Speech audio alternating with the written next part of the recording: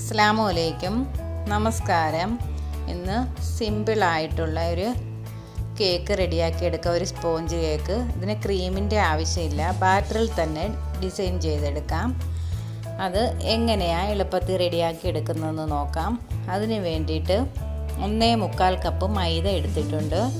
അതിലേക്ക് 1 table spoon baking powder ചേർത്ത് കൊടുക്കാം. അതിലേക്ക് 1 നുള്ളു ഉപ്പ് ചേർത്ത് കൊടുക്കണം. ഇത് ഒന്ന് അരിച്ചെടുക്കണം.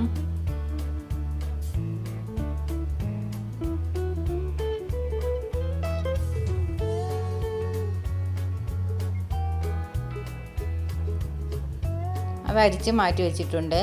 ഒരു പാത്രത്തിൽ 1 മുട്ട, 1 ടീസ്പൂൺ വാനില ഷുഗർ, 1/4 കപ്പ് പഞ്ചസാര. വാനില ഷുഗർ ഇല്ലെങ്കിൽ വാനില എസൻസ് എടുത്താലും മതി. അത് നന്നായിട്ട് മിക്സ് ചെയ്യണം. ഇതുപോലൊരു ക്രീം പരുവത്തിലാകണം. അതിലേക്ക് 1/4 കപ്പ് ഓയിൽ ചേർത്ത് കൊടുക്കാം. ഓയിൽ കൂടി ചേർത്ത് നന്നായിട്ട് മിക്സ് ചെയ്തെടുക്കാം.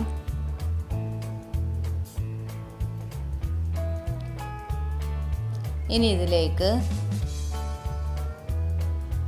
പാലാണ് ചേർക്കുന്നത്. 150 ml പാല് ചേർത്ത് നല്ലതുപോലെ മിക്സ് ചെയ്തെടുക്കണം.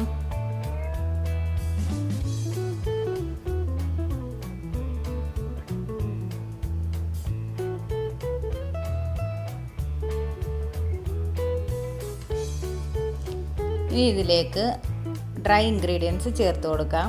അത് കുറേശ്ശെ ചേർത്ത് മിക്സാക്കി എടുക്കണം. അങ്ങനെ ഇത് മിക്സാക്കി എടുത്തിട്ടുണ്ട്. അതൊന്ന് മാറ്റി വെക്കാം. ഇനി ഒരു ചെറിയ ബൗളിൽ 1 ടേബിൾ സ്പൂൺ കൊക്കോ പൗഡർ എടുത്തിട്ടുണ്ട്. അതിലേക്ക് 1 ടേബിൾ സ്പൂൺ കേക്ക് ബാറ്റർ ചേർത്ത് കൊടുക്കാം. അതിലേക്ക് ഒരു 2 ടേബിൾ സ്പൂൺ പാലൊഴിച്ച് കൊടുക്കാം. 2-2.5 ടേബിൾ സ്പൂണ് പാലൊക്കെ വേണ്ടി വരും. അതൊന്ന് മിക്സ് ചെയ്തെടുക്കണം. ഈ കൺസിസ്റ്റൻസി വേണം മിക്സ് ചെയ്തെടുക്കാനായിട്ട്. ഇനി ഇതൊരു പൈപ്പിംഗ് ബാഗിലേക്ക് മാറ്റിയെടുക്കാം.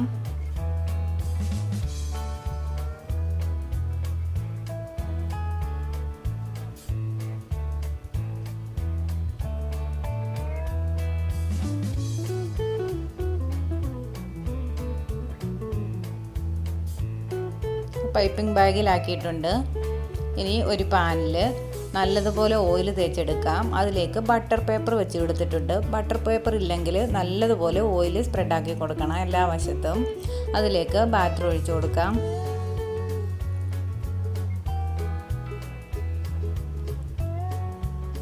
ബാറ്റർ എല്ലാ വശത്തും ഒന്ന് നിരപ്പാക്കി കൊടുക്കണം.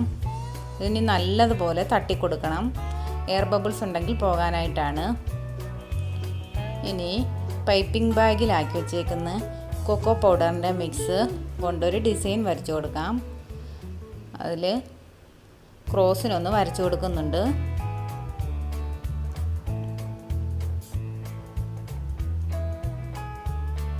ക്രോസിന് ലൈൻ വരച്ചു കൊടുക്കണം.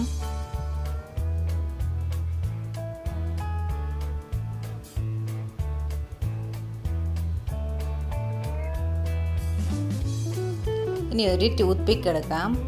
അതിലേക്ക് നീളത്തിൽ ഇങ്ങനെ വരയിട്ട് കൊടുക്കാം. ആദ്യം മുകളിൽ നിന്ന് താഴോട്ട് വരച്ചു കൊടുക്കണം. പിന്നെ ഇത് താഴേന്ന് തിരിച്ച് മുകളിലോട്ട് വരച്ചു കൊടുക്കണം.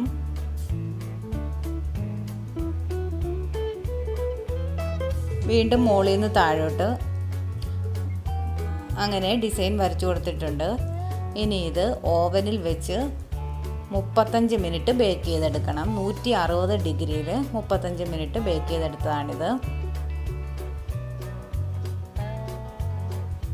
ഇനി കേക്ക് തണുത്തതിന് ശേഷം കട്ട് ചെയ്തെടുക്കാം. കേക്ക് ചെറുതായിട്ടൊന്ന് തണുത്ത് വന്നിട്ടുണ്ട്. ഒന്ന് കട്ട് ചെയ്തെടുക്കാം.